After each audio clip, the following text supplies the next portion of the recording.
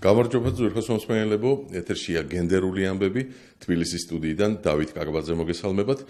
დღეს გენდერული ამბების თემაა ქალები და ფეხბურთი. მოგეხსენებათ, ბრაზილიაში მიმდინარეობს ფეხბურთელთა მსოფლიო ჩემპიონატი და დღეს იქ მეოთხედფინალური მატჩები გაიმართება, პირველი ორი მეოთხედფინალური მატჩი და ჩვენ გადავწყვიტეთ დღევანდელი გენდერული ამბები ამ თემისთვის მიგვეძღვნა. სტუმრებად გვეყოლებიან ფეხბურთის გულშემატკივარი ქალები, სოციოლოგი ქეთი ჯავახიშვილი და ფსიქოლოგი ლელა კილასონიძე. ვიდრე მათ დავპატიჟებდა სტუდიაში სამბა, ბრაზილიური სამბა.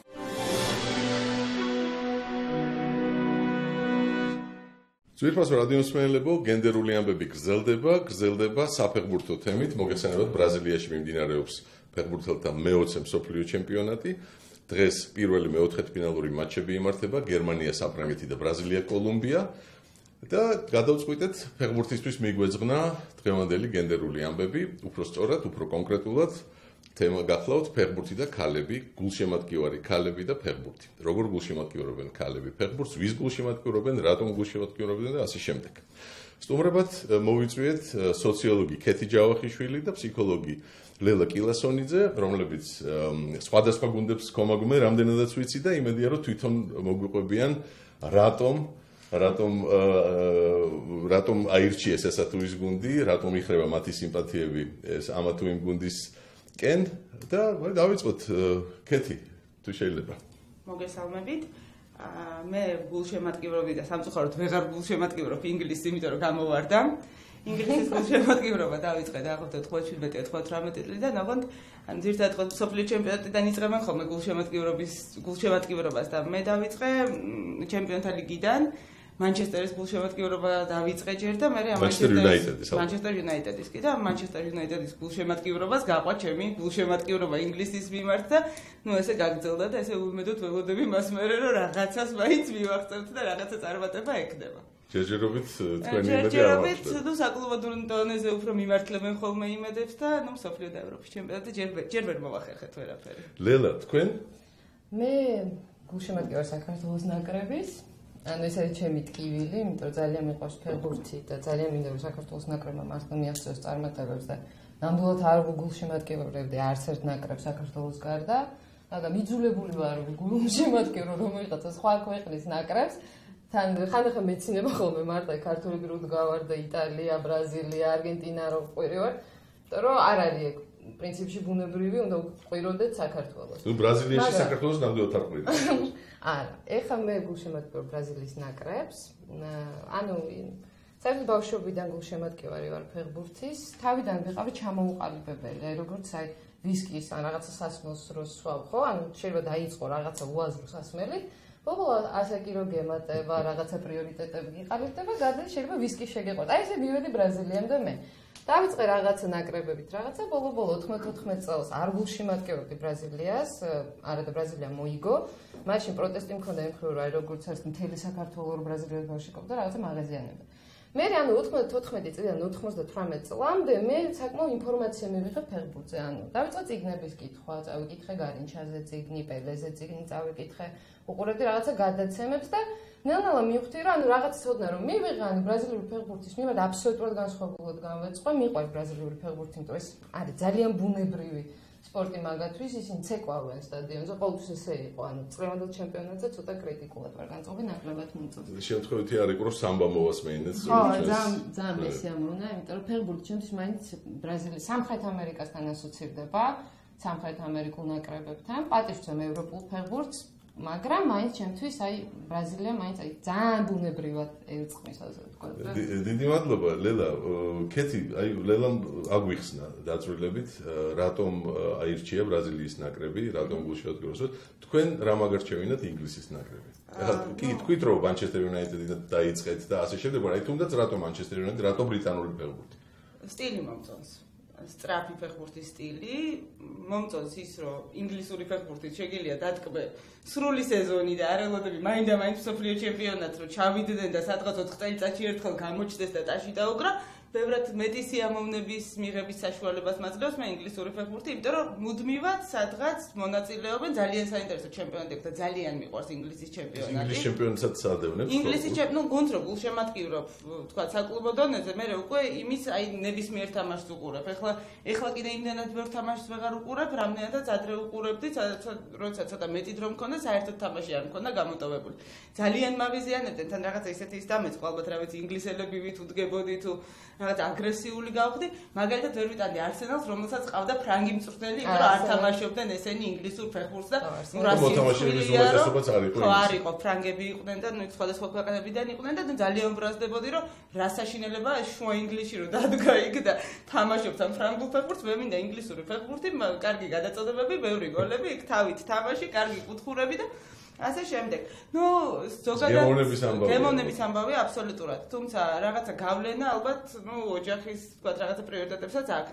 იმიტომ რომ ჩემ ოჯახში საერთოდ ყველანი, ანუ ბაბუა ჩემი, მამა ჩემი, ჩემი ძმა ყველანი არიან ევროპული გუნდების გულშემატკივრები. იქ უკვე ვჩხუბობთ ვინმის გულშემატკივრობს, მაგრამ ის რომ გერმანული ფეხბურთი არის უკეთესი ფეხბურთი, უფრო ხარისხიანი ფეხბურთი და უფრო სტაბილური და რაღაცა არაერთჯერადი გამოვლინებებით ამაზე ვართ ოჯახში აბსოლუტურად შეთანხმებულები და მე ვიდრე არგენტინული ან ბრაზილიური?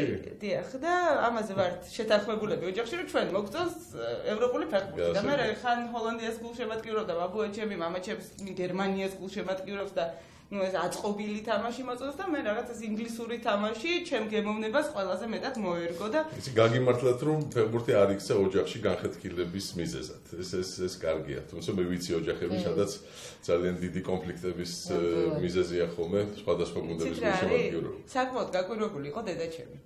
იმიტომ რომ ნუ 17-18 წლებში იყო სადღაც 11-12 წლის და მანამდე ფეხბურთი საერთოდ არ მაინტერესებდა და რაღაცა ძალიან გაკვირვებული დავდიოდი რომ ეს 22 კაცია ერთ გუნდს რო დაასდევს ეს მთელი ოჯახი როგორ ხარ თამაში ესეთი ჩართულები და რა მოგწონთ ესე ძალიან და ნუ აი მოხდა ისე რომ ვუყურე რაღაცა კარგ თამაშს ეთქობა რაღაც ხარისხიანი თამაშიც მომხდა ხელში რომელშიც იყვნენ ჩართულები ჩემი ოჯახის მამაკაცები და უთხრა რომ მოდით ამიხსენით ახლა რა ხდება ეგეთ მეც ვნახო და ნუ რომ ვნახე და ეთქობა ხარისხიანი თამაში რომ ვნახე ერთ-ერთ პირველივე ჯერზე მივხვდი რომ რაღაცა აზრი აქვს ყურებას და კონფლიქტი მამაკაცებთან არ მქონდა დედაჩემი უფრო იყო ხოლმე გაკვირვებული რომ ეს კაცები რომ გამწკრივდებოდა და გვერდზე რომ მივიჩნდებოდი და არაფერი არ გვაინტერესებდა ტელევიზორს გადართვა არ გვინდა და აი ამ ხარეს უფრო იყო გაუგებრობები ვიდრე იქეთ ხარ სამაგერად მამაკაცებს უხაროდა მამაკაცებს უხაროდა ფეხბურთი კი მე მინდა მსმენელს ვუთხრა რომ შეუძლია დაგვირეკოს მსურველებმა შეუძლიათ დაგვირეკონ ტელეფონის ნომერი არის 2988327 და კითხვები დაგვისვან, შეეკითხონ ჩვენს სტუმრებს. შეგახსენებთ, რომ ჩვენი სტუმრები არიან ქეთი ჯავახიშვილი, სოციოლოგი და ლელა კილოსანიძე, ფსიქოლოგი. თუ გაინტერესებთ რამე თემაზე ქალები და ფეხბურთი, დაგვირეკეთ, შეგახსენებთ ტელეფონია 2988327. თქვენ უსმენთ რადიო თავისუფლების გენდერულ ამბებს სიხშირეზე FM 107.4. ახლა მინდა მოგესმენინოთ ერთი სარეკლამო რგოლი, ნაწყვეტი ამ რგოლისა, თუმცა ორმაგი რეკლამა გამოგვივა, იმიტომ რომ თუმცა ამაში ფული არ აგვიღია, გარწმუნებთ. ეს სარეკლამო რგოლი საკმაოდ პოპულარულია საქართველოს ტელევიზიის სხვადასხვა არხით უშვებენ ამ ბოლო ხანს, უпростоრად ჩემპიონატის დაწყების წინ უშვებდნენ და ახლა აღარ ვიცი უშვებენ თუ არა. ხმის ოპერატორს ვთხოვ ჩართოს ეს რგოლი და შემდეგ გავაგრძელებთ საუბარს. პირველად ფეხბურთის ისტორიაში ქალებს უხარიათ მსოფლიო ჩემპიონატის დაწყება. უნიკალური შანსი ალტასგან. შეიძინეთ Samsung-ის ტელევიზორი ალტაში. საჩუქრად მიიღეთ ჩემპიონს კარდის 300 ლარამდე ბალანსით და მოიგეთ მეუღლის გული. აი, ასეთია ეს რეკლამა, ერთ-ერთი ელექტრონიკით მოვაჭრე ერთ-ერთი მაღაზია თუ მაღაზიების ქსელის და იქ ასეთ რამეს ამბობს დიქტორი, პირველად ფეხბურთის ისტორიაში ქალებს უხარიათ მსოფლიო ჩემპიონატის დაწყება. ნუ ზედმეტი ამაზე ლაპარაკობთ, თქვენ შემთხვევაში ასე არ არის. თქვენ პირველად არ გიხარით ჩემპიონატს. არა, ერთხელ გავხარებია. მაგაზე მინდა რომ. და რა სიტყვით, აი ამაზე, როგორც სოციოლოგი, როგორც ფსიქოლოგი, საინტერესო შესაძლებელია ალბათ თქვენი. შესაძლებელი, ანუ საერთოდ ძალიან გამიკვირდა ამის მოსვენა, იმიტომ რომ მართლა ძალიან ბევრი ვიცი ჩემს გარშემო ქალბატონი, ბებიების თაობის, მშობლების თაობის, რომლებიც უყურებდნენ ფეხბურთს, უყურებდნენ ფეხბურთი ველოდებით ამ საფრანგეთის ჩემპიონატს მართლა. ჩემთვის ეს არის დღესასწაული.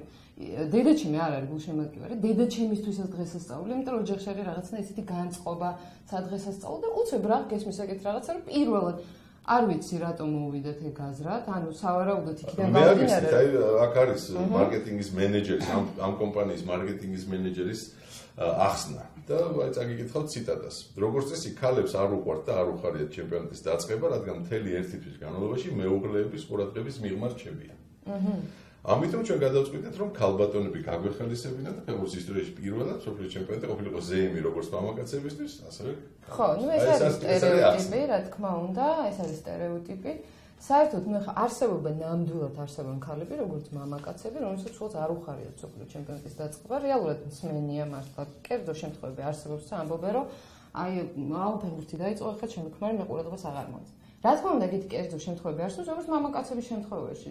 წუხდებიან ხანდახან სულს უყვარს ფეხბურთი, უყურებს და ქმარი წუხდება. ეგეთი შემთხვევებიც არის.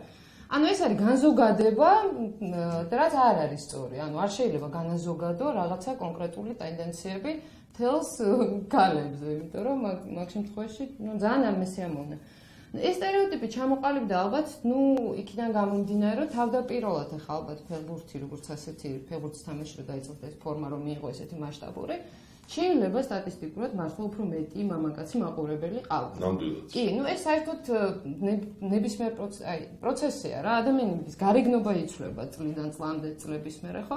ანალოგიურად რაღაცა პროცესებს გავდივართ ქალებიც, ანუ თავდაპირველად შეიძლება ადრე, რა ვიცი, პირველი ადამიანები რო არსებობდნენ, მამაკაცი იყო მომპოვებელი, მონადირე, ასე ვთქვათ, ქალი უფრო ოჯახზე ზრუნავდა და ასე შემდეგ, ეს ეხა იცვლება ნელ-ნელა, ხო? ანუ ქალი უკვე შემომგრანიც არის. ისტორიულად იცვლებოდა, იყო პატრიარქატი, იყო მატრიარქატი. რა თქმა უნდა, პატრიარქატი, ძალიან ბევრი პროცესები გავიარეთ, შესაბამისად ეს სტერეოტიპი ნელ-ნელა უნდა შეიცვალოს. ეს სტერეოტიპი მოდის შეიძლება რეალობიდან, მაგრამ წლები გავიდა, რეალობა შეიცვალა, ქალები ძალიან აქტიური მაყურებლები ვართ ფეხბურთის, ძალიან გვიყვარს. შეიძლება განსხვავებული მამაკაცებისგან, მაგაზე არ ვდაობთ, მამაკაცი გულშემატკივარი ცოტა განსხვავებულია ქალისგან. ვიტყვი, ამასაც არ განვაზოგადებ, ჩემი თავიდან გამომდინარე ვიტყვი და ნამდვილად ვერ განვაზოგადებ, მაგაზე კვლევაა ჩასატარებელი და მაგ შემთხვევაში უკვე შეგვიძლია ვთქვათ ზუსტად.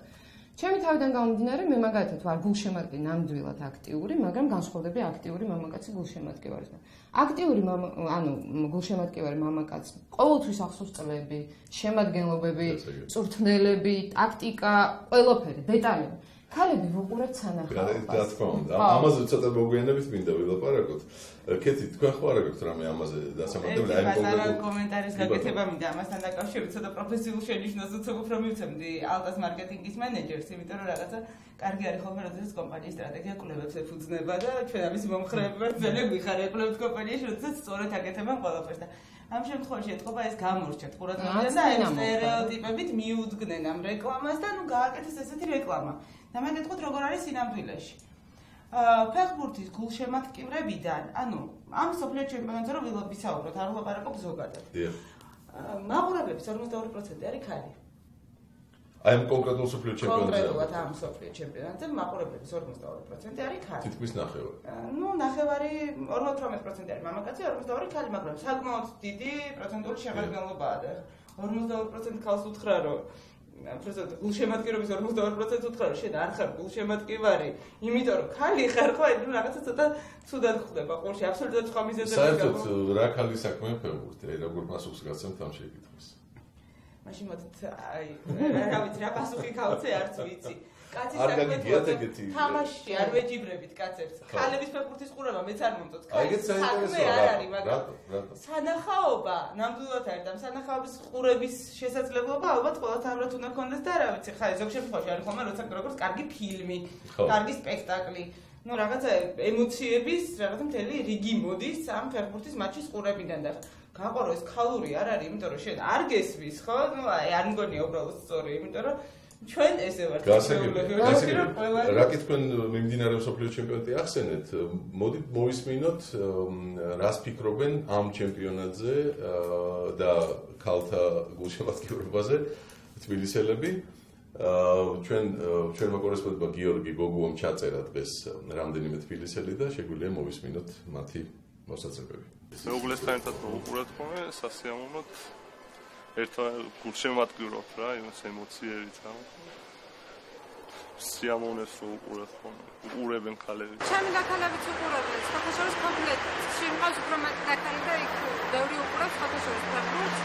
და ძალიან ბალესტიკობს ზოგი, ბარსელონა, ზოგი, რეალ, რა. გააჩნიებს როგორი გუნდი მოსწევს და ეხლა უფრო თუ დრო მაქვს, კი უყურებ მამიდაშვილებთან და ბიძაჩემისთან უყურებ საერთოდ. როცა დრო არ მაქვს, კი ვარ გარე. ერთი მეგობრის დედა იყო სამწუხაროდ ეხლა ცოცხალი არ არის ხმი. და თბილისის დინამოს გულშემატკივრობდა. და რატომღაც ასე მგონია რომ აი თუნდაც კოლუმბია, არგენტინა, კოსტა-რიკა ყველა ავიღოთ, ბრაზილია თითქოს და გამოდის რომ ყველაზე ლამაზმანები გამოდიან და გულშემატკივრობენ. ცოტა ჩვენ საქართველოს ნაკრები ფეხბურთი არა, მაგრამ რაგბიში რო ქოვდა ძალიან კაი გოგოები იყვნენ და გულშემატკივრობდნენ. პორტუგალი ეხატათ და რაღაც არა ეფექტს იძლევა. აი ეს იყო თბილისელების რამდენიმე თბილისელის მოსაზრება დღეს ჩაწერილი. ჩვენ საუბარს გავაგრძელებთ, შეგახსენებთ ეთერშია გენდერული ამბები სიხშირეზე FM 107.4 თქვენ უსმენთ რადიო თავისუფლებას და გენდერული ამბების სტუმრები დღეს არიან სოციოლოგი ქეთი ჯავახიშვილი და ფსიქოლოგი ლელა კილოსანიძე. ლაპარაკობთ ფეხბურთზე, ასეთ თითქოს მე შინია უკვე ამის ფანყობა გამეორება, მაგრამ არა ქალურ თემაზე, მაგრამ როგორც ირკვევა, ფლად ასე არ ყოფილა საქმე. გიგრძნიათ თუ არა თქვენ მამაკაცებისგან ერთგვარი ირონიული დამოკიდებულება თქვენი გადაცებისადმი. აი ვთქვათ, ოჯახის წევრისგან, არაწევრისგან არ აქვს მნიშვნელობა. ყოფილა თუ არა ზეც შემთხვევები, რომ ვთქვათ კი ბატონო უყურე, მაგრამ შენი ანალიზი არავის არ აინტერესებს და შეიძლება მოგისმინონ, მაგრამ ჩაეღიმოთ და ასე შემდეგ. ოჯახში საკმაოდ მიჩვეულები იყვნენ ამ ჩემ გადაცებას და შესაძლოა ეს მომენტი რომ შენ რა იცი და შენ ხმა არ მოიღო, ესეთი რაღაცა არ ყოფილა, პირიქით ვეკითხებოდი ხოლმე, ძველი ჩემპიონატები რაც მე არ ვიცოდი, მამა ჩემმა იცოდა ის როგორ იყო, ეს როგორ იყო, რაღაცა ინფორმაციას ვაგროვებდი, მაგრამ არ დამავიწყდება გაოგნებული გამოხედვა სკოლაში ვიყავი მე-9 თუ მე-10 კლასში და რაღაც ექსკურსიას ვგეგმავდით სკოლაში.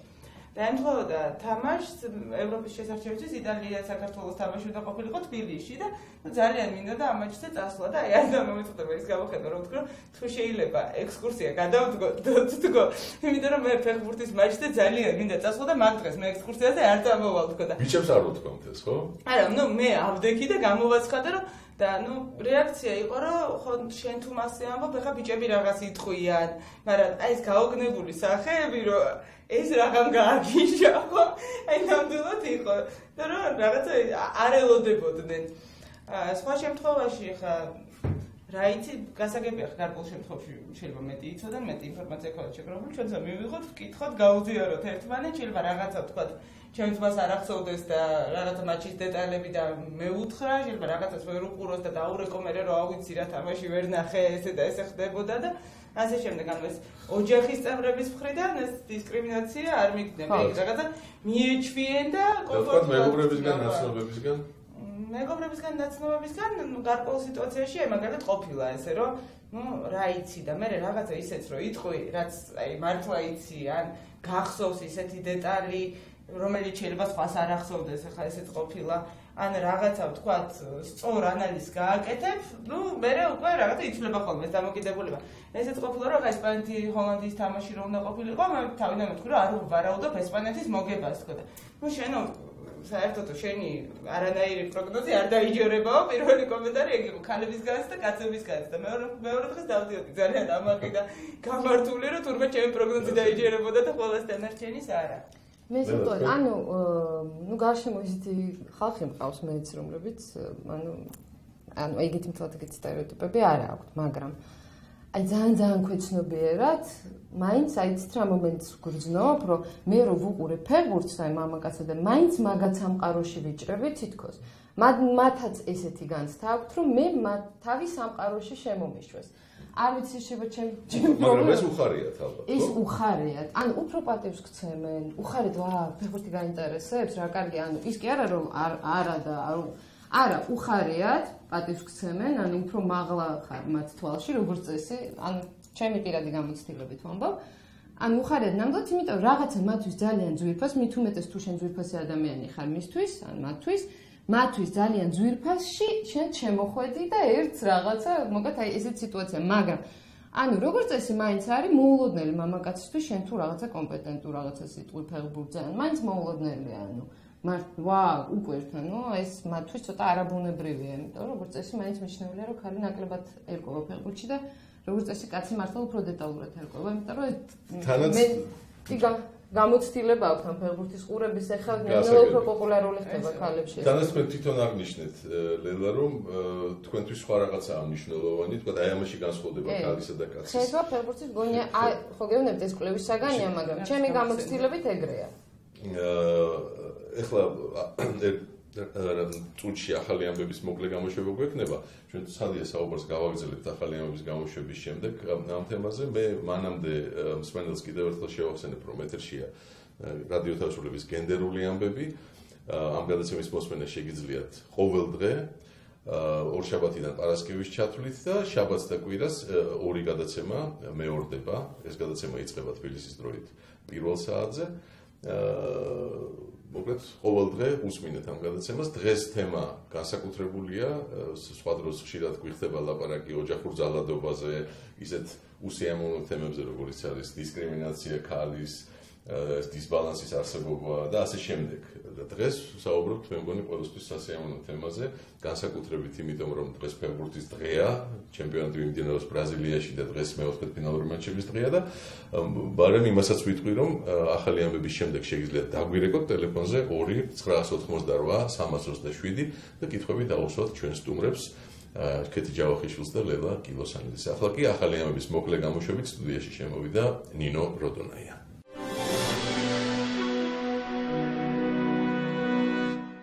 ეთერში რადიო თავისუფლება გრძელდება გენდერული ამბები. საუბრობთ ფეხბურთზე ჩვენ სტუმრებთან, კეთი ჯავახიშვილთან და ლელა კილოსანიძესთან ერთად. ახლა შევეხეთ უკვე ამ თემას ნაწილობრივ და მინდა უფრო ჩაუღრმავდეთ ამ საკითხს, როგორ უყურებენ ქალები ფეხბურთს და როგორ უყურებენ მამაკაცები. გარეგნობა რამდენად მნიშვნელოვანია თქვენთვის, ფეხბურთელის გარეგნობა, რონალდო, რატო არის რონალდო პოპულარული? იმიტომაც ხომ არა ქალთა შორის განსაკუთრებით, რომ ასეთი გარეგნობა აქვს.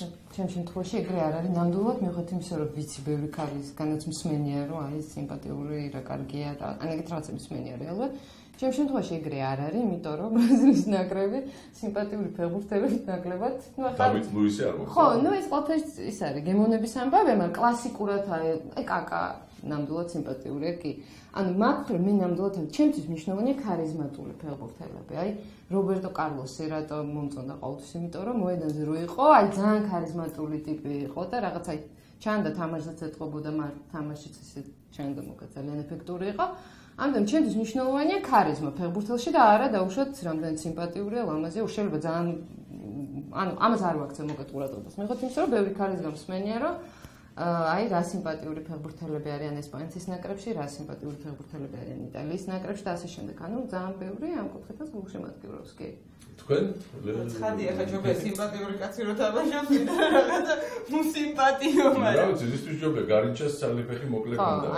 მაგრამ მაგას ვამბობ ზუსტად, მაგრამ ზოგადად თავარია თამაში როგორია, როგორ თამაშობენ და რამდენიც საინტერესოა თამაში საყურებლად ახლა. პოსტერი ხო არ არის რომ უყურო იმ პოსტერს და ნუ ამით იყო კმაყოფილი რეალურად ფეხბურთს უყურებ, იმიტომ რომ თამაშის აზარტში ხარ შესული და აი ვისაც უფრო კარგად შეყავ ხარ ამის აზარტში, ვინც უფრო აზარტულს ხდის თამაშს და ვინც უფრო ლამაზ ხდის, ცხადია ამას არ ჩემთვის მნიშვნელობა ბევრად მეტი ვიდრე კონკრეტული ფეხბურთელის გარეგნობას. თუმცა მაგრამ მაინც მაინტერესებს აი ჩაგეკითხეთ. ქალისთვის ამას უფრო მეტად აქვს მნიშვნელობა ფეხბურთელის გარეგნობას ვიდრე კაცისთვის თუ არა? ჩემთვის კონკრეტულად ამ შემთხვევაში ნამდვილად ვერ ვიტყვი რომ მეტი მნიშვნელობა აქვს, მაგრამ ზოგადად ისევ კვლევის შედეგებს თუ დავუბრუნდებით და შევხედავთ სტატისტიკურად ესპანეთის და იტალიის ყავს მეტი გულშემატკივარი ქალები ვიდრე მამაკაცები. ანუ ბრაზილიის საქართველოში ყავს ყველაზე მეტი გულშემატკივარი და ესპანეთის და იტალიის შემთხვევაში მათი ქალი გულშემატკივრების რაოდენობა პროცენტული შემადგენლობა არის მეტი ვიდრე მამაკაცების და როგორ უნდა ვუარყო რომ ანუ ამ ვიზუალს არ აქვს მნიშვნელობა, ეთქვა მაინც იტალიური და ესპანური რაღაცას ქარიზმა თავისას ქალების შემთხვევაში შვება. როგორ ჩანს, არა? მაგრამ რაღაც ინგლისის ისეთ ცოტა გულშემატკივრები ყავს საქართველოში. ქალების და კაცების პროპორცია არ განსხვავდება და რაღაც ისეთი. მაგრამ ეს არის პრინციპში კვლევის საგანი, ანუ რო არ განვაზოგადოთ ისე და ისე ჩვენ საქართველოს პრობლემა გვაქვს ყველაფერს ვანზოგადებ. ჩვენი კერძო შემთხვევაში ნუ ჩემს ფეხბურთის გარდა საერთოდ არ აქვს მნიშვნელობა. და ზოგადად ახლა რაც მსმენია ჩემ მეგობრებისგან იმისგან, ისინი იმათგან მსმენია, რომ აი სიმპათიური ფეხბურთელები რა კარგია. მაგრამ მაინც ეს არის შესასწავლი თემა, საინტერესო იქნება მაგაზე კვლევა ჩატარდეს. რატო გულშემატკივრობენ ქალები ფეხბურთს და რატო გულშემატკივრობენ კაცი, მამაკაცები. და რატო მოწონთ აი ესა დუის გუნდი, ესა დუის ფეხბურთელი და ასე შემდეგ. ხო, რა განაპირობებს ძირითადად. გარდა კარგი თამაშისა. გულშემატკივრობა ცოტა ისეთი თემაა ხა. შეიძლება ვიღაცა სულ არ არის ფეხბურთის გულშემატკივარი და იმ ხალხის გულშემატკივარი ჩვენ ფეხბურთის გულშემატკივრებზე ვსაუბრობთ ამ წუთას ანუ ფეხბურთის ინტერესებზე ვსაუბრობთ და არა სხვა რამეზე ალბათ ფეხბურთი თუ გაინტერესებს მაინც მეტნაკლებად თვითონ თამაში უნდა გაინტერესებდეს და არა რაღაცა დამატებით დეტალები ფეხბურთს ქალებიც თამაშობენ მოგეხსენებათ თქვენ ბრძანეთ უკვე რომ მანდ არადონეთ თვალს ქალთა ფეხბურთს რატო აი იცით მაგალითად ვინ არის მსოფლიო ჩემპიონი ქალებში ამ მოქმედი მსოფლიო ჩემპიონი მოქმედი არ ვიცი მაგრამ მახსოვს ანუ ერთი ბრაზილიელი მახსოვს ქალბატონი აი მახსოვს ბრაზილია ორჯერ იყო მსოფლიო ჩემპიონი ქალებში გერმანიაც ორჯერ იყო მაგრამ ახლა მოქმედი ჩემპიონი არის სულ სხვა კონტინენტიდან მართლა აი ნამდვილად არის იაპონია არის მსოფლიო ჩემპიონი და ეს ის საერთოდ არ გაინტერესებთ ხო არ ვიცი შეიძლება რატო ის არ არის იმდენად პოპულარი შეიძლება ეს აქტიურად რო გაშუქთ ეს ჩვენთან რო გავერგო იმიტომ რომ არ ნაკლებად სანახაობრივია. ან მე რამდენად მიყურებია ნაკლებად აი რა როდის გინახავთ მაგალითად? აი რომ ან ტელევიზორში სოფლიო ჩემპიონატი გინახავთ რომ აი სერიულად არ მიყურებია რომ ჩავთვლიყავ და მეყურებდი მაგრამ ტელევიზორში რამდენიმე მომხვდა და უყურე მაგრამ აი რითიც მამაკაცების ფეხბურთმა მაყურებინა თავისი თავი ასე ვთქვათ ან 5 წუთი რო უყურე და ერთ ტაიმს რო უყურე და მე რო ვერასდროს ვეღარ გამოვერთე აი ეს ვერ გამიკეთა ფეხბურთთან და კონკრეტულ დეტალებზე ცოტა მიჭირს ლაპარაკი რატო არ მომეწონა თვალი მომიკრავს დამჯდარ ვარ დავინტერესებული ვარ ნეტავი რაღაცა ჯარებაში როგორ დგებიან და როგორ ურტყავენ და რასაკეთებენ მაგრამ აი ვერ ჩამithრია ვერანაირად და შესაბამისად თქვენ ჩათვალეთ რომ მაინც მოსაწყენია მესმაჟ ერთი არგენტინელი მეგობარი ყავდა კოლეგა სპორტული ჟურნალისტია და იმან დაწერა ერთხელ ქალთა ფეხბურთზე ეს სხვა ძალიან მაჩოურის გამოვიდა ქალთა ფეხბურთზე უწევდა ანგარიშის დაწერა და დაწერა რომ ძალიან მოსაწყენი თამაში იყო ერთადერთი რაც ამ თამაშს გადაარჩენდაო იქნებოდაო თუ გამერე ეს ანეკდოტას დადიო თუ გაცვლიდნენ მაისურებს თამაშის მერეო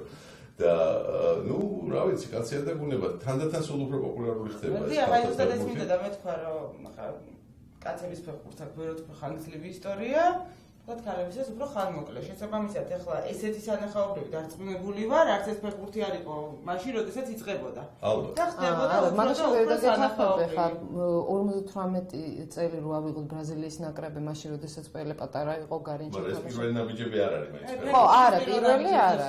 ხო. ჩემთვის პირველი. შენი პირველი ნაბიჯი. შესაბამისად ახლა ეს ფეხბურთის პირველი ნაბიჯები და ნებისმიერ სპორტის პირველი ნაბიჯები ახლა შევხედოთ ცოტა სასაცილოც არის, ხო? არ გამორიცხავ რომ ისე განვითარდეს და ისე საინტერესო გახდეს. რომ ნუ გათანაბდეს რაღაც ეტაპზე, ან უფრო საინტერესოც გახდეს. ანუ ამას ჭირდება ყველაფერს დრო ახლა თქვა რაღაცა მე დღეს დავიწყო და ვიღაცას 30 წლის ტრადიცია ქონდეს, ხადია ვერ ვაჯობ, მაგრამ დროის ფორას თუ მომცემენ. მე სხვადასხვის 85 წელს თუ 84-ში აღარ მახსოვს ზუსტად, მაგრამ დაახლოებით ეს წლები იყო. დავესწარი ერთ გასაოცარ საფეხბურთო მატჩს თბილისის დინამოს სტადიონზე. ეს მატჩი შედგა ამხანაგური მატჩი იყო და ერთმანეთს ხვდებოდა შვედეთის ორი გუნდი, ქალთა გუნდი. ვიღაცა ჭკვიანმა კაცმა ჩამოიყვანა ქალთა ორი გუნდი, მაშინ ქალთა ფეხბურთი საქართველოში საერთოდ არავინ იცოდა და ნანახი მithumetes არავის ჰქონდა და გაივსო დინამოს სტადიონი. ეს არ დამავიწყდება მე ამ გოგოს მე მაშინ გაზეთ ლელოში ვმუშაობდი მე და უნდა დამეწერა ანგარიში ამ მატჩის და გოგოებთან უნდა მელაპარაკა და ასე შემდეგ. რაც ძალიან მიხაროდა რა თქმა უნდა, მაგრამ ეს ამ გოგოებს ისეთი გაოგნებული სახეები ჰქონდათ რომ გამოვიდნენ ამ სტადიონზე და მიმოიხედეს და დაინახეს რომ ეს 70,000 კაცი, ნუ არ იცოდნენ ზუსტად 70,000 თუ რამდენი, მაგრამ სავსე სტადიონი რომ დაინახეს და იხულა ამ სტადიონმა ამ გოგოების გამოჩენას ნუ მე მგონი მთელი მატჩის განმავლობაში გონს ვერ მოიგნა. ისე ითამაშეს ის 90 თუ 80 რამდენს თამაშობდნენ ზუსტად მაშინ არც კი მახსოვს რამდენი ითამაშეს მოკლედ, აი ეს იყო რაღაც საოცრება, იმიტომ რომ მე მგონია, არ არის გამორიცხული, რომ რეკორდიც კი იყოს ქალთა ფეხბურთისთვის მაყურებელთა დასწრების თვალსაზრისით, იმიტომ რომ სოფლიო ჩემპიონატის მატჩებს ესწრება, 30,000 თქვა, კარგჩემს. ეხლა ამ გადაცემის მერე მე აქტიურად დავიწყებ ქალთა ფეხბურთი. აი, ხომარე სავა არ გეცოდინე. არა, ვიცი ნამდვილად. ხომარე სავა არის სოფლიოს წინა ჩემპიონატის საუკეთესო მოთამაშე და საუკეთესო ბომბარდირი. იაპონელი. ფეხბურთელი, ხო, მოკლედ. იაპონელი ბეჭვი არ მებარბარ მაგას მოახერხებთ. იქნებ ღირდეს ამ არა, მე ნამდვილად ახლა რომ ფიქრობდი მაგაზე, ხო?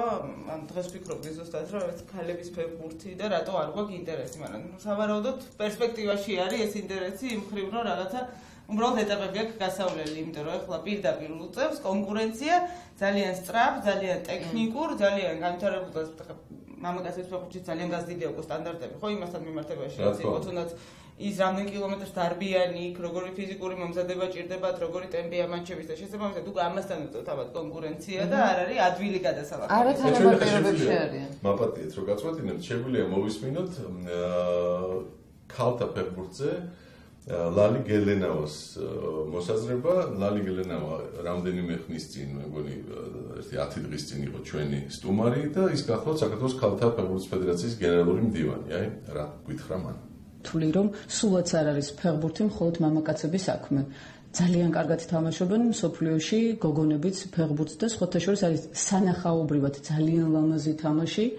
და აზარტული ესე ვთქვათ და ამიტომ წარმოიდგინოთ რომ აი ყოველ წელს იმატებს მაყურებელთა რაოდენობა ზუსტად ქალთა ტურნირებში, ანუ ქალთა თამაშებში. ყოველი წარმატება განპირობებულია იმით თუ რა საფუძველს ჩაყრით ავიდან. ჩვენი ნაკრები არ არის ვთქვათ იმ დონემდე მისული ჯერ სამწუხაროდ რომ რაღაც ძალიან ესეთ დიდ ტურნირებში მივიღოთ მონაწილეობა ტურნირებში კი არა მსოფლიო ჩემპიონატში რომ გავიდეთ და ვთქვათ იქ მივიღოთ მონაწილეობა თუმცა ეს არ არის იმის მაჩვენებელი რომ ჩვენ არ შეგვიძლია მართლა შეგვიძლია და ყველა შეუძლია მაგრამ ჩვენ უფრო ნაკლები შესაძლებლობა გვაქვს იმიტომ რომ არ გვაქვს ჯერ იმ დონემდე მიყვანილი საქმე რომ განვითარდეს რაღაც ყველაფერი იწყება საფუძვლიდან ხო თუ ბავშვთა ფეხბურთში თუნდაც გოგონებში ჩვენ ჩავდებთ რაღაც დიდ ინვესტიციას ან თუნდაც ინვესტიციას რაღაც გარკვეული დოზით მაშინ რა თქმა უნდა ეს ნელ-ნელა წამოვა ასევე იგივე შემიძლია ვთქვა თუნდაც ბიჭების ფეხბურთზე ბავშვებიდან თუ დაიწყება ეს ყველაფერი ჩათვალეთ რომ შედეგი აუცილებლად მოვა. მინდა გოგონების სასიხარულოდ ვთქვა რომ წელს ჩვენ უკვე აგვისტოში ვატარებთ გვაქვს დაგეგმილი ეროვნული ჩემპიონატის ჩატარება მართალია ჩვენ ვერ ვატარებთ ისეთი სახით როგორც ბიჭებს უტარდებათ ხოლმე მაგრამ გვაქვს გათვალისწინებული რაღაც ტურნირები და მე მგონი ეროვნული ჩემპიონატი საქართველოში ჩატარდება გოგონებს შორის. ასევე მინდა კიდე ვთქვა იცით რა არის, როდესაც მშობელს ყავს შვილი, ვთქვათ, ბიჭი, მას შეუძლია ის აიყვანოს ფეხბურთზე და ატაროს ის, ვთქვათ, ესე მშობლის არჩევანით. გოგონას ვერ წაიყვანთ ფეხბურთზე მშობლის არჩევანით. თუ მას მოწოდება არ აქვს, რომ ფეხბურთი თვითონ ითამაშოს, აი ვერავინ ვერ აიძულებს გოგონას საქართველოში მით უმეტეს ითამაშოს ფეხბურთი. და ისეთი ბავშვები, რომლებსაც ეს უყვართ, ისინი მართლა რაღაცას მიაღწევენ, მე ასე მგონია. ეხლა ყავს 17 წლამდელები, 19 წლამდელები და ეროვნული ნაკრები.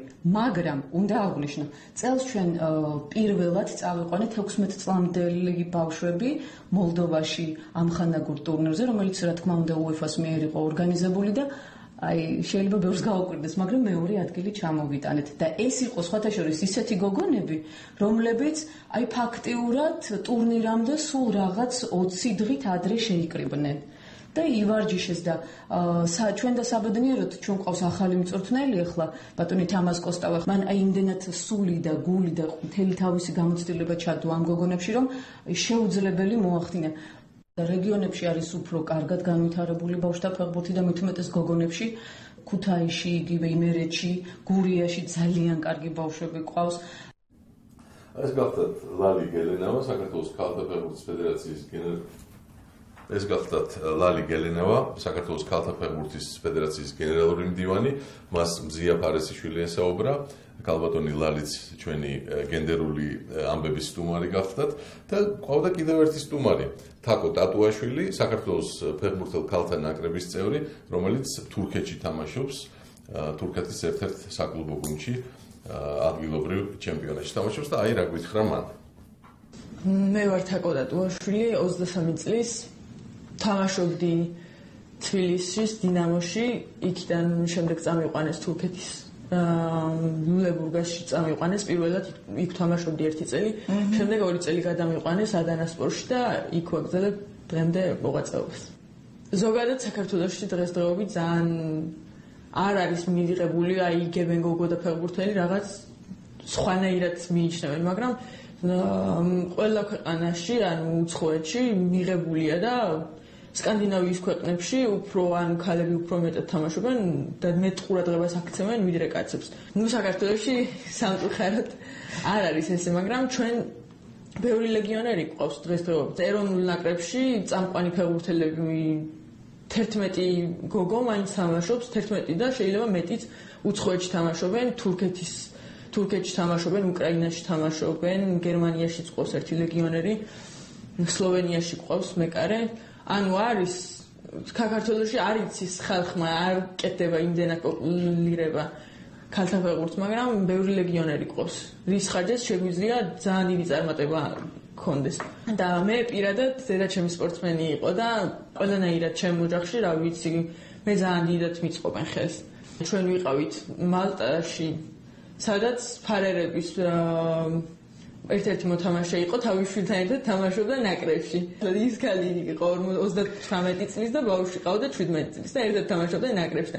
რო გავიგეთ ჩვენც, აი ძალიან გაგვიკვირდა და რაღაც, მაგრამ არის, არ ვიცი ხა რამდენად სიმართლეა, მაგრამ მაგას ამბობენ, რომ მეტი შესაძლებლობები აქვს ქალს უფრო გინდა ანუ ფსიქოლოგიურადაც უფრო სხვანაირად უდგებიან და აი იმ დროს ქონდა წვრთნელთან ლაპარაკი. გოგო უფრო მალე ითვისებს ზოგადად ვიდრე ბიჭიო. პატარაობიდან მე ძალიან მიყვარს ინგლისის გულშემატკივრო. მე ცენტრალური მცველი ვარ და ჩივაძეს გამოყოფდი ჩემი ნაცესარი. ალექსანდრის ძმამ მიმიყვანა მე ფეხბურთზე, მან დამაწყებინა თამაში. და რა ვიცი, დღესდღეობით თორნიკე ოქრიაშვილს გამოვარჩევდი, მართლა ძალიან მაგარია და მაგრად თამაშობს. ეს გახდა თაკო ტატუაშვილი, საქართველოს ფეხბურთელ ქალთა ნაკრების წევრი. ჩვენ კი გენდერულ ამბებს განვაგრძობთ, ქეთი ჯავახიშვილი და ლელა კილასონიძე არიან ჩვენი სტუმრები, ისინი ფეხბურთელები არ არიან, მაგრამ გულშემატკივრობენ ფეხბურთს. თუ გითამაშიათ ოდესმე ფეხბურთით თქვენ თვითონ? სხვადასხვა სერვისზე დავინტერესდი ფეხბურთით, ანუ არ ვიყავი ძალიან პატარა უკვე, ну ძალიან პატარა ზოგადად მაგალითად ბიჭები იწყებენ ფეხბურთის თამაშს 6 წლიდან, 7 წლიდან და შესაბამისად რაღაცნაირად უკვე არათანასწორ პოზიციაში ვიყავი მათთან. და აი ზუსტად იქ მიგძვნია ეს გამოხედვა, რომ შენ აქ რა გინდა, როდესაც რაღაცა 1-2 მცდელობა მქონდა ესეთი, რომ ფეხბურთის თამაში ჩართულიყავი. მიუხედავად იმისა, რომ რაღაც საკმაოდ ბევრ სპორტში ნორმალურად გამომდიოდა ყველაფერი, ну აი აქ აბსოლუტურად არასერიოზულად მიმიღეს და არ შედგა ეს. არშიც არ გაყენებდნენ, როცა კაცი აკვდა. არა, ну არში ისევ აი მამაჩემ და ჩემს მასთან დავდგებოდი, თორე შესაბამისად მოკეთ ესეთ სიტუაციაში აღმოჩნდი, რომ არ მომეცა მოედანზე თამაშის საშუალება არ. ლელა და თქვენ? ეზოში თამაშობდით აქტიურად, მე და ჩემი მეგობრები, ბევრი ბავშვი ვიყავით ეზოში და გოგოები და ბიჭებიც იყვნენ. აქტიურად თამაშობდით, მაგრამ ძალიან ხშირად ბიჭები გვაძლევდნენ ხოლმე ფორას. ამაზე ქონდა სუჭიდაობა, არ გვინდა ფორა, არა, ну მაინც ვერ მოიგებთ მაშინ. ოთის გვაძლევდნენ ფორას, რეალურად ბიჭები მაინც ჯობდნენ თამაში, იმიტომ რომ ну ფიზიკურად უფრო ძლიერები იყვნენ და ასე. ფორა როგორი იყო 3-0? ხო, რაღაცა ფორას ესე არ მახსოვს, რაღაცა ფორას ოთის გვაძლევდნენ ხოლმე, რომ იქნებ მოიგოთ ასეთ შემთხვევაში. მაგრამ ანუ ამის დამატება მინდოდა, რომ ჩვენ სკოლაში იყო გოგო, რომელმაც სავარაუდოდ საკმაოდ ადრეული ასაკიდან მოკეთ გაიტაცა ფეხბურთმა და თავისი კლასის 6-კაციანი გუნდის, რომელიც ალბათ იყო 20-კაციანი კლასი, ბიჭების გუნდში ჩვეულებრივად სკოლის ჩემპიონატზე ძალიან დიდი წარმატებით თამაშობდა, ძალიან ბევრი გოლი გაქონდა და ну ესეთი ვარსკვლავი იყო, ასე ვთქვათ, სკოლის საფეხბურთო. ბიჭების გუნდში. ბიჭების გუნდში და ზოგადად სკოლის დონეზეც, იმიტომ რომ აი აშკარად ესეთი გამორჩეული მოთამაშე იყო. მაშინ ყოფილიყო ქალთა ფეხბურთი ესეთი განვითარებული, ეს გოგო ფოტოშოპის ვერბალით წავიდოდა, მე არ გაყვა მაგ მიმართულებას, მაგრამ ეს მოლოდინი რომ ეს ადამიანი უნდა იყოს ფეხბურთელი, იმიტომ რომ რაღაცა ადამიანს სხვა მონაცემი და ეს მონაცემი ქონდა იმენად ესეთა კარგად გამოხატული, რომ იქ ბიჭები ზოგი ფეხბურთზე დადიოდა, ვარჯიშობდა და ასე შემდეგ. აი არ ჩამოვარდებოდა არანაირად თუ არ ჯოგნიდა და ნუ იყო სანახაობა ძალიან სასიამოვნო საყურებელი იყო მისი თამაში და ყველას რა კარგად გვახსოვს ვინ ჩემ პერიოდში სწავლობდა ჩემთან სკოლაში. სხვათა შორის ერთი ძალიან საინტერესო შედეგი ვნახე ერთი გამოკვლევის ამ გადაცემისთვის რომ ემზადებოდი ინტერნეტში რაღაცებს ვათვალიერებდი და თქვენ ახლა სოციოლოგებს ზუსტად ლაპარაკი გიყვართ მე ეს რიცხვები არ მომიწერია მაგრამ მაინც ძირითადად ესე იგი მოკლედ აზრი ის არის რომ ქალებში სიმულანტობა ყოფილა გაცილებით ნაკლებად გავრცელებული სიმულანტობას მეძახი იმას რომ აი იქცევა იტალიელებმა რო იციან თამაში აი რობენმა რაც გააკეთა მაგალითად ხო მექსიკასთან თამაში რომ აიქცა და პენალტი აი კიდე ასე თქვა ყოველ შემთხვევაში მე თვითონაც თქვა რომ ერთ მეორე პენალტი იყო მაგრამ მანამდე ისე წავიქეთ მოკლედ ბევრი ბრძოლობა და კამათი იყო ამის გარშემო და ქალთა შორის თურმე ეს გაცილებით ნაკლებად ყოფილა გავრცელებული თითქმის არ ხდება ის რომ აი ვიღაცამ აი რა ქვია ამას რა დავარქვათ საჯარიმოში რო ეცემიან იმიტაციას რო აკეთებენ ჯარიმის ხო ვითომ წამოსდეს ხო ან ყვითელი ან პენალტი და ასე შემდეგ ხო აი ეს თითქმის არ ყოფილა და სხვადასხვა ამ რობენის შემთხვევაზე გადავაწყდი კიდე ერთ ბლოგს რომელსაც BBC-ისთვის წერს ლონდონის არსენალის ქალთა გუნდის მცველი და ნაკრების წევრიც არის კეისი სტოუნი და ამ საშინოდ აკრიტიკებს რობენს და ამბობს რომ ასეთი რამ არის დაუშვებელი და მე ისეთი მოგება რა მინდა რომელსაც არ დავიმსახურებ თამაში და მხოლოდ იმის სამარაუდოდ არც ყბენენ ერთმანეთს თუმცა არ გეცქიროთ რომ კალისგან პრომოსალდები იქნებოდა ასეთი რამ რაც უარესმა გაკეთა აი თქვენი აზრით ნუ ვენდოთ ახლა ამ გამოკვლევის შედეგებს და ჩავთვალოთ რომ მართლაც ასეა როგორ ფიქრობთ რატომ არის ასე აი ფსიქოლოგი ბრძანდებით თქვენ აი ერთი პირველი კომენტარი რაც წამომივიდა სიმულანტობასაც ცოდნა უნდა და პრაქტიკა ანუ ძალიან ხშირად დრო უნდა ისე იგი ამას და ეს მოვა ხო არ ვიცი ანუ ძალიან ხშირად ამართლებს და საჭირო მომენტში შეიძლება გამოაცხადოს მაპატიეთ არ დაგავიწყდეთ რას ამბობდით აი ამ ბლოგში სწორედ ეს ფეხბურთელი ქალი წერს იმასაც რომ ძალიან მავნეა ასეთი რამ თუნდაც იმიტომ რომ ბავშვები უყურებენ ამას ხედავენ რომ ეს ამართლებს ჭრის ესე იგი შენ შედეგს ამითი აღწევ და შესაბამისად ბავშვთა ფეხბურთში უკვე ეს პრობლემა იქნება რომ ბავშვები სწავლობენ სიმულაციას, ტყუილად აქცევას და ასე შემდეგ რაც ამახინჯებს საერთოდ ყველაფერს ფეხბურთს, სპორტს და სპორტის იდეას საერთოდ ხო რა თქმა უნდა ამეც არ მეყვარს სიმულანტი ფეხბურთელები მეყვარს არ მეყვარს ან თუ ვატყობ ფეხბურთელი სიმულანტია მე მის მიმართ სიმპათიებით აღარ ვარ განწყობილი მაგრამ თანამედროვე ფეხბურთში ჯეულებრივი პრაქტიკაა და ძალიან ხშირად ამართლებს ხოლმე იმიტომ რომ შესაბამისი ანგარიშებით თავდება ხოლმე და რაღაცა მოუპოვებიათ ამითი ფეხბურთელებს თავისი გუნდისთვის ეს სხვა თემაა შეგიძლია გააკრიტიკო შეგიძლია მიიღო ან მოგწონს ან არ მოგწონს მაგრამ არსებობს და მაგას ვერ გაუმკლავდები ვერ მოერევი ასე ვთქვათ რატო არ სიმულანტობენ ქალები არ ვიცი ანუ შეიძლება იმიტომ რომ ქალები ძალიან მობილიზებულები არიან აი ნებისმიერ სამსახურებში ხო ან ძალიან ზუსტად მიყვებიან ინსტრუქციებს მობილიზებული თანამშრომლები არიან ძალიან ნუ შედარები არ ვიცი ესე მგონია არ არის ეგრე ხო ანუ გააჩნია კეთილი თქვენ არ ეთანხმებით როგორც გაიგეთ არა მობილიზებულობას და ზუსტად რომ მიყვებიან ინსტრუქციებს არაფერს არ ასე შეიძლება უთხრას რომ აიკეცი როცა გაქვს შანსი წაიგეთ ამას ვეთანხმები არა ნუ კაი შემსრულებლები არიან ესე ამბობენ აგრესიულები არიან გარკვეული თვალსაზრისით ანუ ვიდრე კაცებს აქვს ნაკლებად კონფლიქტურები კაცები მაჩზე მარტო სიმულაცია ხომ არ არის არა ძალიან ხშირად მიდიან ხოლმე ერთმანეთთან კონფლიქტზე ძალას იყენებენ ასე შემდეგ ხალებს ზოგადად ყოველდღიურ ქცევაშიც ნაკლებად თქვა რომ რაღაცა შეურაცხყოფისთვის და არ დღას და თქვათ რაღაცა ცხოვრების წესი ალბათ მეტნაკლებად გადააქვთ ამ მოედანზე და ისეთი წესით თამაშობენ როგორც თვითონ არიან ხოლმე ხო ყოველდღიურობა აი მაგათად მე რა თქმა მინდოდა აი მაგათად როდესაც რაღაცა ჩემ პროფესიიდან გამომდინარე რაღაცა დავალებას მივცემთ ქალბატონებს დავალებებს მივცემთ მამაკაცებს ქალები ასრულებენ როგორც წესი ძალიან ზედმიწევნით აი როგორც უნდა გააკეთო ყველა აი რაღაცა კითხვას დაუშვათ ავსებენ ხო ყველა ბლოკი შევსებულია ყველა წესი დაცულია. მამაკაცმა შეიძლება რაღაცა ბლოკი გამოტოვოს, რაღაცა ბლოკის ანუ ქალები უფრო მაგ კუთხით ვამბობ, უფრო მობილიზებულები არიან. რა თქმა უნდა, არ ვიცი, ვერ გამოსოგოთ, მაგრამ ჩემი გამოცდილებაში არ წერია, რომ წაქცევა არ შეიძლება, სიმულანტობა არ შეიძლება. იქ არის მხოლოდ ის, რომ რასაც ქვია სამართლიანი თამაში fair play-ს ასეცახიან. აი ეს არის მხოლოდ მოწოდება იმისკენ, რომ ეს არ გაგმარა. წესებში ეს აკრძალული არა. აი თუ მოდით შევადაროთ ახლა მძღოლ ქალებს და მძღოლ მამაკაცებს. ქალები აი მაგალითად მე როგორი მძღოლი ვარ. მარჯვნივ უხვავ თავ უსულად რომ თქვა პავაროტნიკს, ყოველთვის ვისაუბრებ ჩემ ზოლში დავდივარ, შუქნიშნებზე ყოველთვის ვჩერდები. ანუ შეიძლება იმიტომ რომ გამოცდილება მაკლია, შეიძლება ფეხბურთშიც ეგრეა.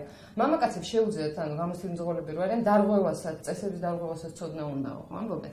შეიძლება რაღაცა ისე დაარღვევოს, იცის რომ რაღაც დაუშვათ არ მოვაჯარიმა და ასე შემდეგ. ანუ ამას ეს მოა გამოცდილებას. შეიძლება ფეხბურთშიც ეგრეა, ფეხბურთელებს არა, ერთი კიდე რაც ვიდა თქვა ქალმძღოლებზე, ხო, ამ თემას თუ შევეხებით. გარდა ამისა, ქალი მძღოლებისგანაც არის მოდის ნაკლები აგრესია შეიძლება უფრო დაჩაგრულები არიან, იმიტომ რომ ნუ აი რაღაცა ყველა ამადობებინებს და თითო ცდილობს სხვა არ შეაწუხოთ, მაგრამ აი ამ შემთხვევაში თქოთ ეს აგრესიის გამოხატვას ნაკლებად ცდილობენ და მე მგონია რომ უბრალოდ აგრესია არის ნაკლები თვითონ ამ სპორტში ქალების მხრიდან ვიდრე რაიმე სხვა დანარჩენი და ფეხბურთში რო ვიღაცას ჩაარტყავ ეს უკვე აგრესიაა. გასაგებია. ჩვენ რამდენიმე წამით შევწყვეთ საუბარს, რეკლამაა ჩვენს ეთერში.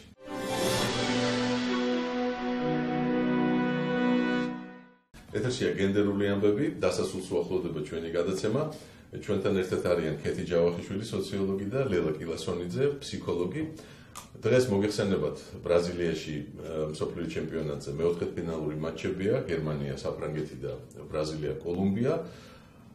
ჩვენი თემა კი ქალები და ფეხბურთი იყო დღევანდელ გადაცემაში და დღეს ჩვენი გადაცემა მინდა დავასრულო კითხვით პროგნოზებზე. რას ფიქრობთ, როგორ დამთავრდება დღევანდელი მატჩები? ვის გულშემატკივრობთ ლელა შემთხვევაში ვიცი, ქეთის შემთხვევაში ვიღაც გულშემატკივრო ვიღაც, მაგრამ აი თქვით თუ შეიძლება ქეთი თქვენ დაიწყეთ. მე გულშემატკივრობ ბრაზილიას. შესაბამისად ამ შემთხვევაში გულშემატკივრობ კოლუმბიას და საფრანგეთის და გერმანიის მიმართ ძალიან თანასწორი დამოკიდებულება მაქვს. დიდად არც ერთი არ მესიმპათიურება, ანუ თუ ავიღებთ რომ ევროპული უფრო მომწონს ევროპულიდან ჩემ ფავორიტი ამბობთ ჰოლანდია არის დარჩენილი. შესაბამისად, ნუ ეს არ შეიძლება სიმპათიებს და პროგნოზები? პროგნოზებით ველოდები ორ მძიმე თამაშს, სავარაუდოდ დამატებითი დროით. გერმანია საფრანგეთზე, ნუ ბრაზილიაზე ვარაუდობ, რომ სავარაუდოდ ბრაზილია გაიმარჯვებს, თუმცა საკმაოდ მძიმე თამაში ექნება და შეიძლება ყველაფერი სხვანაირადაც დამთავრდეს და რაც შეეხება საფრანგეთს და გერმანიას ძალიან მიჭირს მართლა რამის თქმა, იმიტომ რომ ძალიან თანაბარი თამაში იქნება სავარაუდოდ და ძალიან თანაბარი თამაშია ჩემთვის, მაგრამ ყველაფერი შეიძლება მოხდეს. და თქმა უნდა, გულშემატკივრობ ბრაზილიას, ერთი სულ მოკროთის დაიწყება თამაში. პროგნოზები მგონია რომ ბრაზილია მოიგებს, მაგრამ ნამდვილად ძიმე თამაში ექნება, იმიტომ რომ კოლუმბია ძალიან კარგი დანკრებია წელს, ძალიან კარგად თამაშობდა და შესაბამისად მარტივი თამაში არ იქნება. ბრაზილიის ნაკრების წლევანდელი ამ სოფლიოზე შემადგენლობით ძალიან კმაყოფილი არ ვარ ნამდვილად, იმიტომ რომ ეს არ არის ბრაზილისთვის დამახასიათებელი ფეხბურთი. ანუ პრინციპში ერთ ფეხბურთელზე არის აწყობილი მთელი თამაში, რაც მე არ მომწონს. ანუ როგორ შეიძლება ბრაზილიის ნაკრებს მხოლოდ ერთი თავდასხმელის იმედი ჰქონდეს, არც არ შეიძლება. ამიტომ მიუხედავად ამისა ბრაზილიას გულშემატკივრობ, რა თქმა უნდა და მგონია რომ რა თქმა უნდა მოიგებს, იმიტომ რომ ოპტიმისტი ვარ და იმედი მაქვს რომ ესე მოხდება. რაც შეეხება საფრანგეთს და გერმანიას, თანაბარი თამაში იქნება ნამდვილად, იმიტომ რომ ერთნაირი სიძლიერის ნაკრებებია, მაგრამ მგონია არ ვიცი, შეიძლება უფრო მგონია რომ გერმანია მოიგებს, არ ვიცი. მე არ მეწყინება, მართალი გითხრათ, ჩვენ ამით დავასრულებთ გენდერულ ამბებს, შეგახსენებთ რომ ჩვენი სტუმრები დღეს იყვნენ ქეთი ჯავახიშვილი, სოციოლოგი და ლელა კილასონიძე, ფსიქოლოგი, კილოსანიძე, ფსიქოლოგი. გადაცემა მიყავდა დავით კაკაბაძეს, გემშვიდობებით, ლაპარაკობს რადიო თავისუფლება.